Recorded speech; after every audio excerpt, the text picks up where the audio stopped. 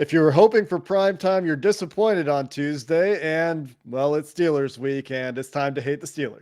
You are Locked On Bengals, your daily Cincinnati Bengals podcast, part of the Locked On Podcast Network, your team every day.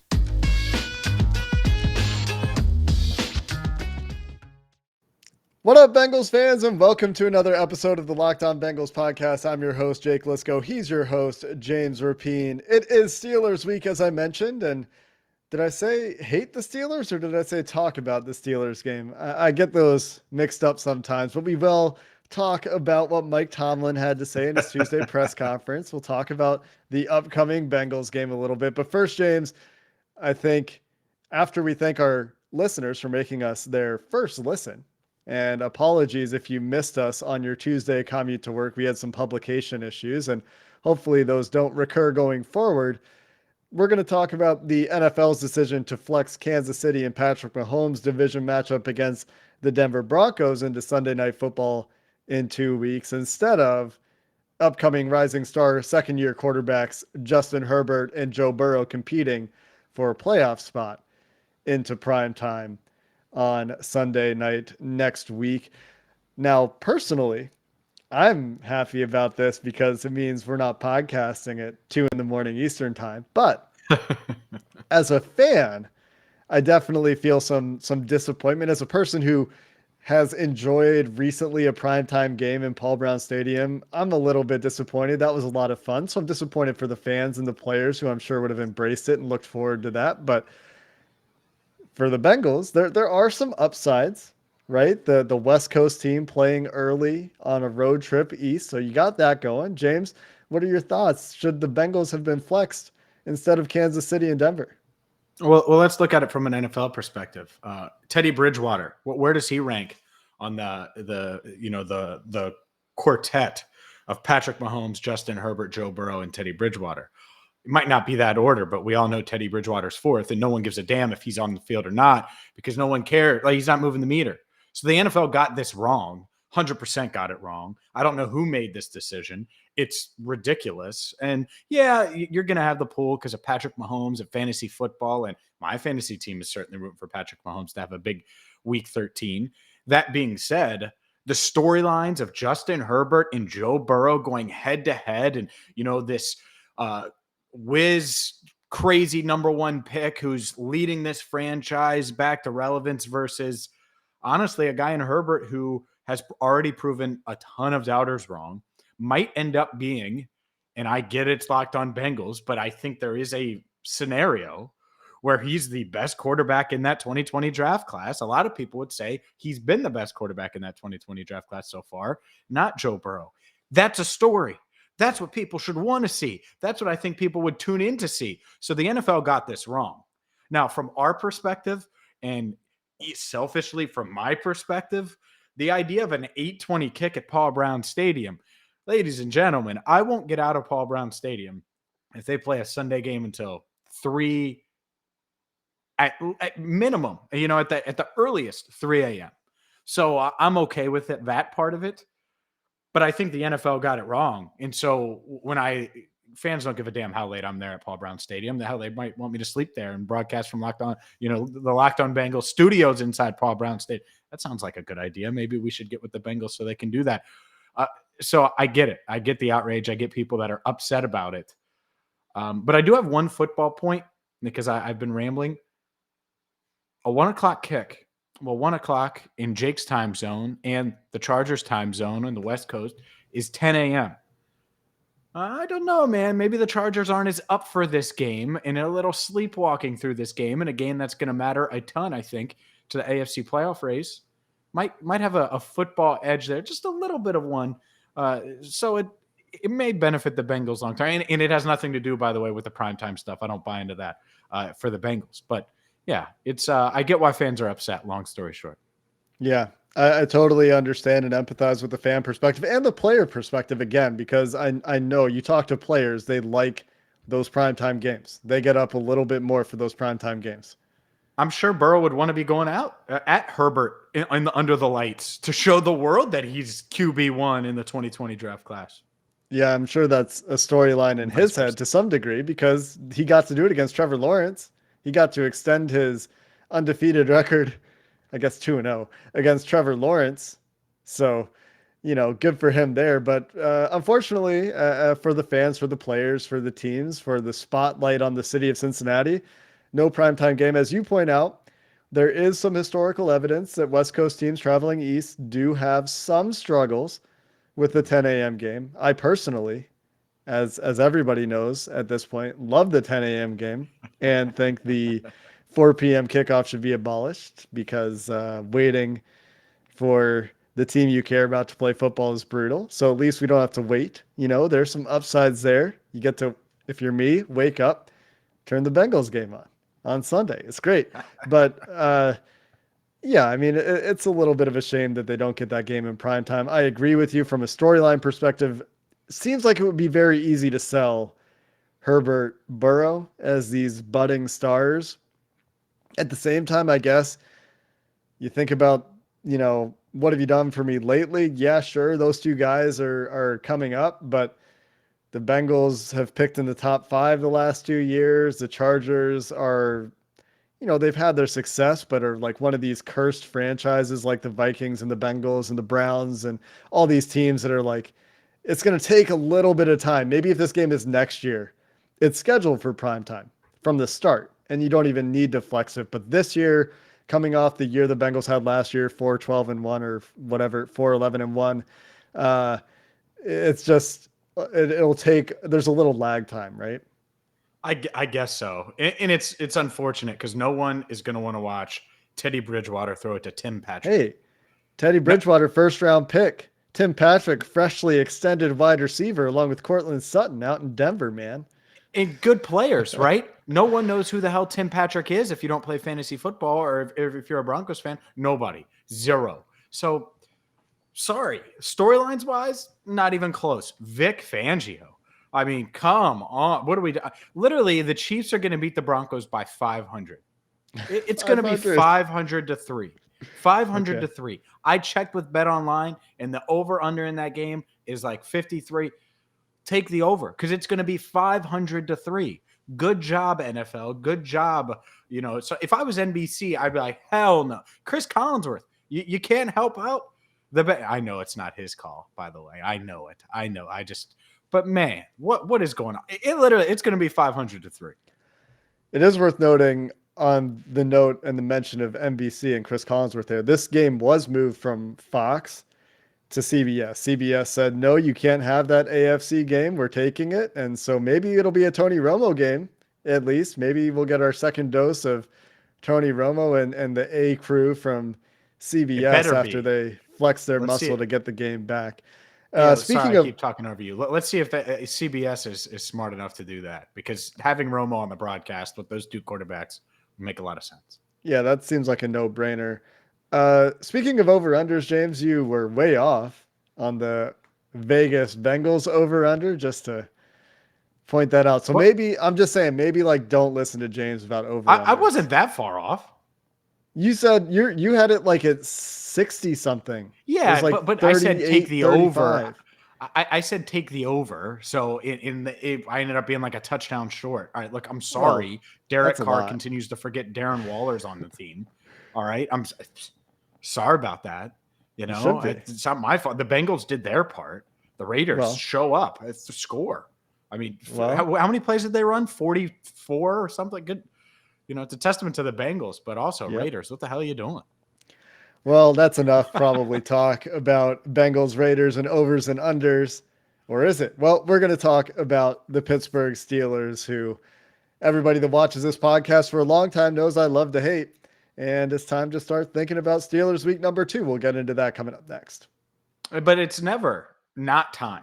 It's always time to talk over-unders and in sports and spreads, like the Bengals being favored over the Steelers. And it's Thanksgiving week, which means football Thursday, football Sunday. You got Bearcat, University of Cincinnati. My Bearcats on Friday. You got plenty of college football on Saturday. You know what that means?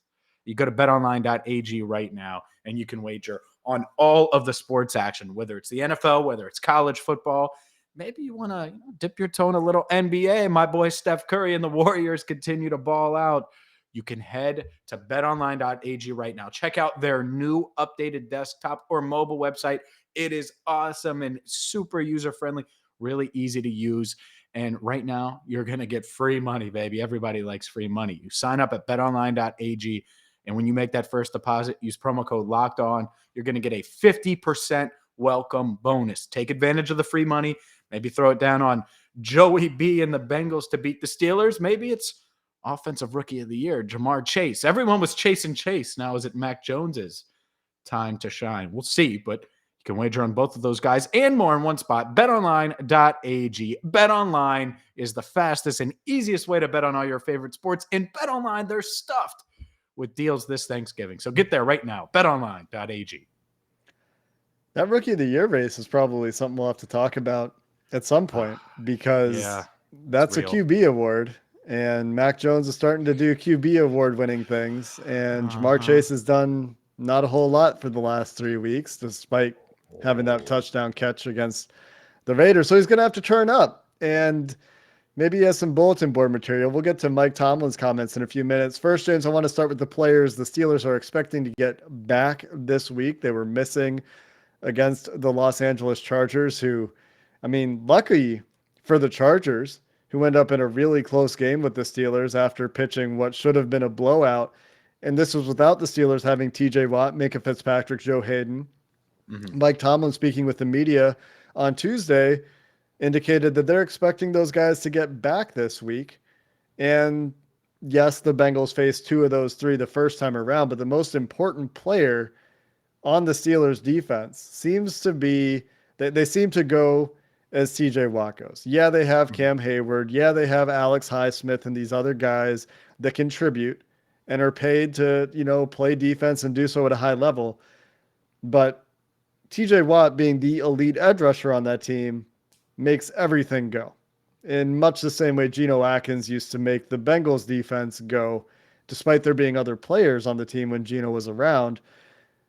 TJ Watt being back this week after he missed the first time out there is going to make a difference in what the Bengals can do to attack the Pittsburgh Steelers in a similar way, I think, to the way we saw them have to adjust to Max Crosby, as that'll be the same matchup. It'll be TJ Watt and Riley Reif going at it for most of the day. Yeah. Oh, it seems like every week there's one of these dudes that it's just like, ugh. And, hopefully the Bengals get to a point where, it's not such a type face that you make when they have to face one of these edge rushers, but it's tough. Like, these guys are, even if you have a great tackle, right? And I'm not saying Riley Reif is bad, but even if you have a stud right tackle, it's like, oh man, you got to deal with TJ Watt. Oh, you got to deal with Max Crosby. Like, it's just that tough. But yeah, that's the big concern when you look at this first matchup and what they did in Pittsburgh. And then you look at this one. The one thing you could do if you're any team and you want to, I don't know, frazzle the Bengals, but I don't know if that's the right word, but put the Bengals in a tough spot is if you're getting home with 4, you don't have to blitz Burrow where he can diagnose it. And TJ Watt obviously gives them a chance at doing that. Now they just got, was it 41? The Chargers just hung on the Steel. Yeah, it was 41-37. 41-37.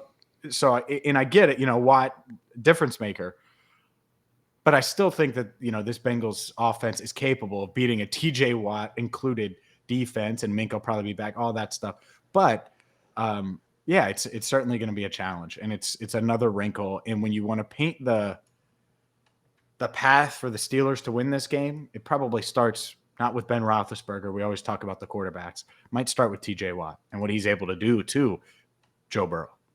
It's worth noting that the first time these teams played, the Steelers blitzed Joe Burrow 31% of his 19 dropbacks. This was still week 3, right? This was before the Bengals started dropping Joe Burrow back a ton and playing a lot of pass-happy offense, which, last week against the Raiders, they got back to the same idea of running the ball a little bit more. But 31% did the Steelers blitz against the Bengals without TJ Watt in that game. Against the Chargers, the Steelers also blitzed about 30% of the time.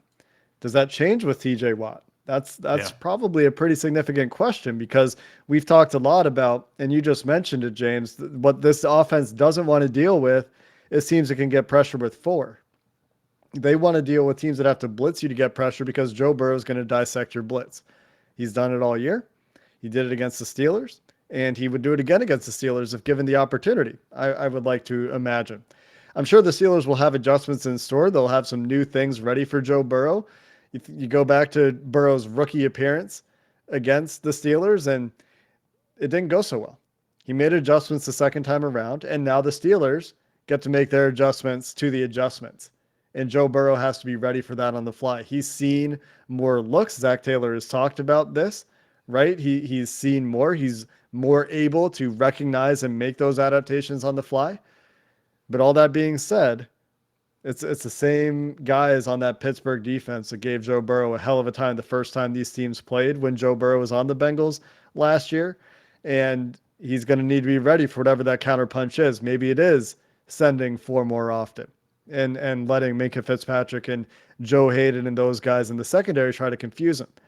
Or maybe the Bengals can run it back, right? It's just going to be harder, you'd imagine, with TJ Watt coming back for this defense.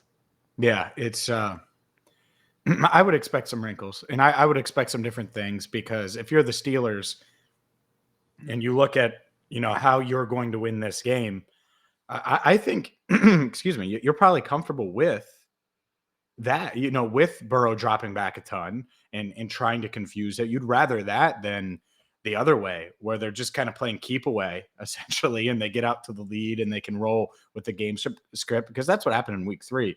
And they could just kind of coast almost. Outside of the early interception that Burrow had, the Bengals were in the driver's seat for a lot of that game. And you want to avoid that somehow, because if you do, what's Burrow done? He has thrown picks. And I know he broke that streak. He's still at 11. But if you're the Steelers, really any team moving forward, that's going to be something that comes up and something that's discussed. Hey, he'll give you the ball. He's going to take some chances and give you some opportunities to make some plays. So that part of it certainly comes into play. And this is the part of Zach Taylor and this coaching staff now. Had success, blip, responded well against Vegas. How do you handle the second round of division teams and adjust your offense and adjust everything that way? I think that's an interesting part of it as well, because, the Bengals have been a good team through 10 games. They really have. And these teams are going to adjust. They're going to do different things, and they're going to make life, I don't even want to say harder, because it isn't harder if the Bengals are ready for it and they have their own bag of tricks. But they're going to have to win different, I would say, on Sunday against the Steelers than they had to in week 3, just knowing how these division games go. That doesn't mean it's not going to be ugly. Doesn't mean that they're not going to rely on the run game like they did on Sunday against the Raiders. But I think things might change a little bit. Couple things there. One, the Steelers are harder to run against than the Raiders, because Cam Hayward exists on the Steelers, and the Raiders don't have one of those. By the way, real quick, Cam Hayward, and this is me saying this, someone who, it's not like I'm saying I hate the Steelers or whatever during Steelers like you do, which I know our listeners love. Cam Hayward should be suspended. That was ridiculous. He punched Justin Herbert in the stomach. It's completely ridiculous. I don't understand it. He got mad because someone confronted him, and then he jumps down and punches. Ridiculous. And by the way, if something like that happens on Sunday, there better be about 8 Bengals players on Hayward. That cannot. Could you imagine if Burrow got hit like that? We'd be calling for him to be suspended, and he should have been suspended for sure. If that happens on Sunday, the benches will clear. Straight up, the benches will clear. Like, it's been relatively calm between these teams for a while compared to the history. If that happens again, and I don't think it will, benches clearing incident, 100%. Speaking of history, I got this idea from Jay Morrison to look into this. He was talking about the last time the Bengals beat the Steelers 3 times in a row. I pulled up the history of the teams. The Bengals won 6 games in a row against the Steelers from 1988 to 1990, sorry. 88, 89, and 90, they won 6 games. They haven't won 3 games in a row against the Steelers since then. They're currently on a 2-game winning streak against the Steelers, going back to Ryan Finley's heroic efforts last year. and Joe Burrow has a chance. And this is a bet I would have taken last year. I was looking forward to Joe Burrow the second time so he can make the adjustments. A little bit different this year because both teams will be adjusting. So an interesting historical trend. And in terms of recent history, we'll talk about what Mike Tomlin had to say, potentially providing some bulletin board material to Jamar Chase and the Cincinnati Bengals coming up next. The Bengals trying to make history?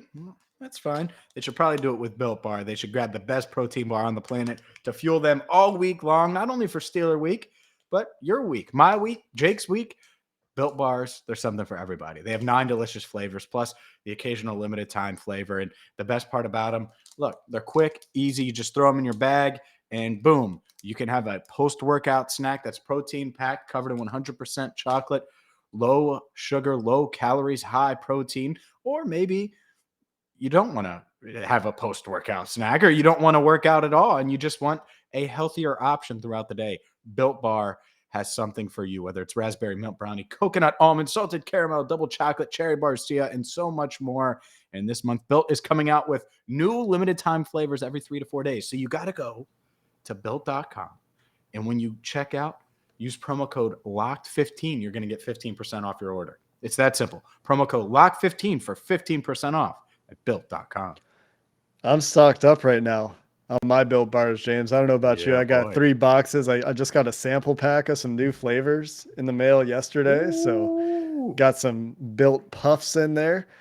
Let's talk Mike Tomlin comments. I was scrolling the Twitters this morning, and you know how to say her name, and I screw it up. Aditi Kikabwala from the NFL Network.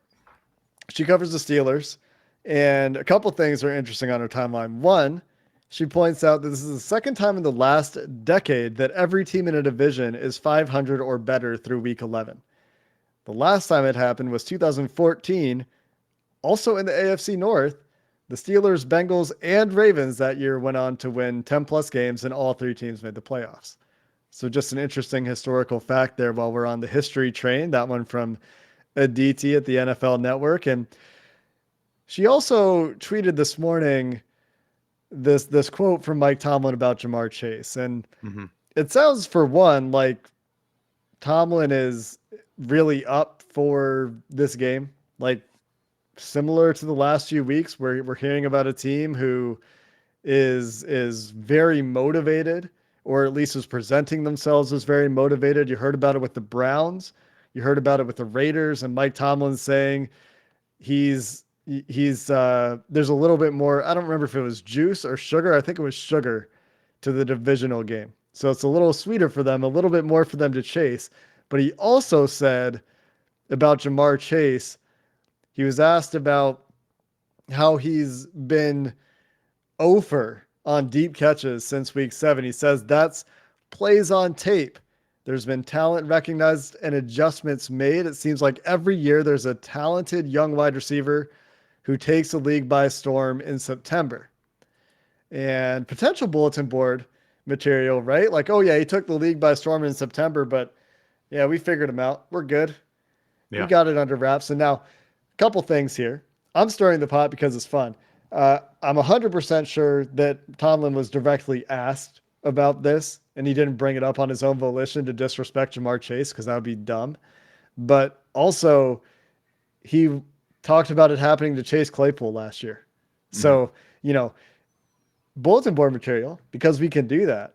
But, let's not get crazy and pull a Logan Wilson says Lamar Jackson is a running back the way the national media did a few weeks ago either. Sure. I get that. I also think it's disrespectful to compare Chase Claypool and Jamar Chase. That alone is ridiculous. They both have Chase in their name. Correct. Right. And, they both caught some downfield balls, but just say that out loud. That alone is disrespectful. And I get it. You put young receivers in this young receiver pot, and you could say that.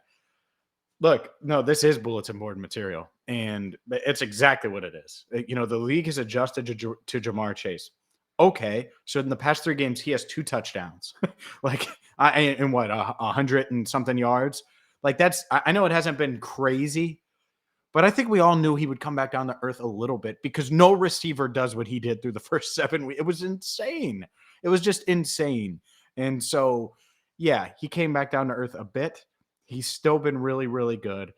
They've been this close. And if you're watching on YouTube, my fingers are just slightly apart as my voice cracked, slightly apart here, that close to making multiple plays downfield the past couple of weeks. It's going to happen, and it's probably going to happen now against the Steelers because Mike Tomlin said that. And I got to be honest with you. I look at that Steelers defense with TJ Watt, with Minkah Fitzpatrick, who hasn't played great this year. I think Chase can get open and have a big day. I don't look at it as the Steelers defense where they're going to have to, win 15-13. I don't think it's that. I don't think that's what they're dealing with. And, maybe Mike Tomlin should have been more worried about Mike Williams than that. Because I got news for you. Mike Williams had that game-winning touchdown on the broken play and all that stuff. Jamar Chase right now, and I know Williams is having a good year. Jamar Chase is a better receiver right now than Mike Williams. So good luck. That's not a controversial statement at all, I don't think. The Steelers defense has been injured this year, to be fair to the Steelers defense a little bit, I guess, but they rank very poorly in DVOA. That's why I'm looking over here at my other monitor. They're 26 in the league in passing DVOA, which, to be fair, is not a whole lot better than the Raiders, who are 23rd, or it's not a whole lot worse than the Raiders, who are 23rd. They're also 16th in rush defense. So it's not like they're blowing the league off or blowing the doors off the league in terms of run defense either. So there's an opportunity here for Joe Mixon as well. So if they do need to lean on the run game again, it's potentially there. It's a little bit of a harder matchup in terms of the individual matchups in the offensive line. Trey Hopkins has always struggled with the power from Cam Hayward, and Hakeem Adeniji is going to be getting his first dose of the Pittsburgh defensive line. And, it might be a little bit more juiced up this time than it was the last time these teams played. But to your point, it's not like the Steelers defense has been great this year. Despite having the pieces, despite the reputation, despite the history, there are points to be scored. And that's why I remain optimistic. Like, I think it could probably be a close game, because beating the same team twice in a year is hard. And the Bengals, as we just discussed, haven't been able to string together success against the Steelers. But you have this opportunity with Joe Burrow to say, hey, this is a new era of Bengals football. And we're not going to go back to the 90s and the 2000s and the 2010s where we had a hard time winning and the Steelers won 75% of these games, because you have a quarterback that's falling off in Ben Roethlisberger. The Bengals bottled up the Steelers offense the first time around. We were laughing at the Steelers offense. Literally all they could do was throw checkdowns to Najee Harris in that game. That can't be your offense in the NFL. And if it is again, and the Bengals find a way to deal with the rest of it, because baby arm Ben and old man Ben over there can't get the ball downfield anymore, well, could be another long day for the Steelers. But going to be a tough division game despite all of that said. Those are the reasons that I have some optimism and some hope for the Bengals to get to 7-4. And I guess it's a sidebar that we won't get into today. They're so close to being, 9-2 instead. But anyway, that's another conversation.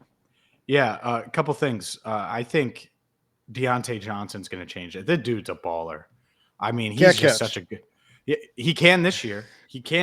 I know people Are you sure? crush it. Yeah, dude. Are you sure? He's good. And so he didn't play last matchup. But no, he's good.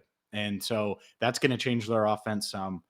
But no, I think it's going to be a close game. And by the way, the Steelers have bulletin board material too. If I'm Mike Tomlin, I keep playing that. I posted it somewhere. I don't think we played it on the podcast. I have it up on All Bengals of Tyler Boyd saying, hey, they gave up. All right. I would play that over and over and over. But that's what these division games are supposed to be. They're supposed to be full of bulletin board material. They're supposed to be juiced up with stakes on both sides. And that's what Sunday is. Ben Roethlisberger won essentially last dance at Paul Brown Stadium potentially. How does he do after dominating there for the past decade and a half? On the flip side, is it the new era that you mentioned? And does Joe Burrow guide his team and find Jamar Chase deep downfield for 52 touchdowns? I don't know. I think he would have on Sunday Night Football against the Chargers, but the NFL didn't flex them like they should have. So going all the way back to the beginning of the episode, we'll see what happens on Sunday. Jamar Chase did torch the Steelers the first time around. So we'll see if that can happen again. You're right. Deontay Johnson has 1 drop this year. Those drops have instead moved over to Chase Claypool, who's dropping about 10% of the passes thrown his way, which, by the way, is 10%. The same rate as Jamar Chase, give or take. So before you hate on him too sounds much, like a lot. It does. But if it's like 6 out of 60, you know. Yeah. And if you're making plays like Chase. Yeah. Again, Claypool and Chase in the same sentence is ridiculous. Keep going. Yeah, well, I know you know that. But you know, if the shoe fits, you talk about it. That's the saying, right? We're going to have Chris Carter from Locked On Steelers on. We're going to be missing an episode this week. It is Thanksgiving, so we're only going to have 4 episodes this week, and the last one of the week will be our crossover with dear old Chris, every Locked On Bengals listener's favorite Locked On host. We'll be talking with him soon for the crossover episode and a game preview. And until then, Bengals fans, hoo-day, and have a good one.